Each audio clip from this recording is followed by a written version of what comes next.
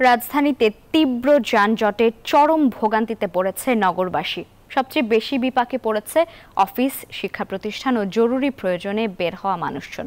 সকাল থেকে গুড়ি গুড়ি বৃষ্টি শুরু হয় রাজধানীতে।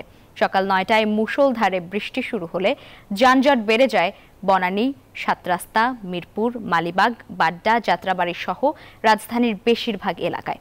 এতে ভোগান্তি বাড়ে মোটরসাইকেল ও রিকশা চলাচলকারী মানুষের। নগরবাসীর অভিযোগ, যত্রতত্র বাস থামানো, রাস্তার তুলনায় যানবাহনের সংখ্যা বেশি, রাজপথে আন্দোলন ও ট্রাফিক ব্যবস্থা পুরোপুরি সচল না হওয়ায় যানজট বেড়েছে রাজধানীতে।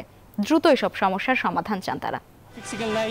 সার্জেন্ট নাই না থাকার কারণে মানুষ অসঠিকভাবে চলাফেরা করতেছে, যার যার ইচ্ছা মতো চলাফেরা করতেছে। বাসের ক্ষেত্রে দেখা যাচ্ছে এখন তারা নিজের মন মতো যাত্রী উঠাচ্ছে, করছে। ওইভাবে আগে যে ইয়াটা ছিল, কেস দেওয়ার যে ব্যাপারগুলো, আমার মনে হচ্ছে এই ব্যাপারগুলোই আসলে ট্রাফিক জ্যামের মেইন রিজন।